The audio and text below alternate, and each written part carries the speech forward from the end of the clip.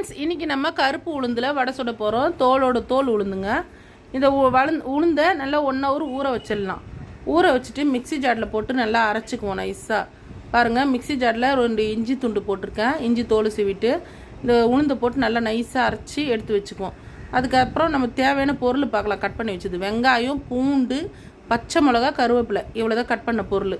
இந்த நம்ம மாவை அரைச்சி எடுத்துக்கிட்டோம். பாருங்கள், அரைச்சி கிண்ணத்தில் போட்டேன். அதில் சோம்பு, சீரகம், பெருங்காயம் தேவையான அளவு கொட்டிட்டு அதுக்கப்புறமா நம்ம இந்த அரிஞ்சு வச்ச பொருளை உப்பு தேவையான அளவு போடுறேன்.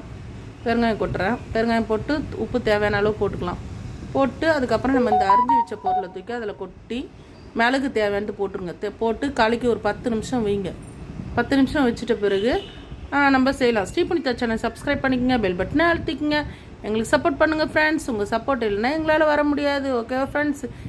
எங்களுக்கு கமெண்ட் பண்ணுங்கள், எங்களுக்கு ஷேர் பண்ணுங்கள்.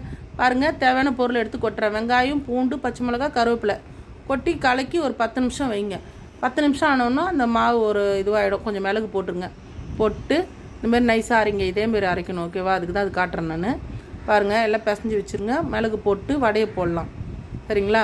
இதோ பாருங்கள், 10 மிளகு போட்டேன். வடையை போடுறேன். வடையை ஸ்லோவில் வச்சு எடுங்க. வடை புக்காத அளவுக்கு. சரிங்களா? இப்போ சுட்டு பாருங்கள். வடை சாஃப்டாக இருக்கும், டேஸ்டியாக இருக்கும். பாருங்கள், ரொம்ப ரொம்ப ஹெல்தி. நீங்களும் செஞ்சு பாருங்கள். எப்படி இருக்குன்னு எங்களுக்கு கமெண்ட் பண்ணுங்கள். இந்த டேஸ்ட்டு செம்மையாக இருக்கும். சூப்பர். தேங்க்யூ.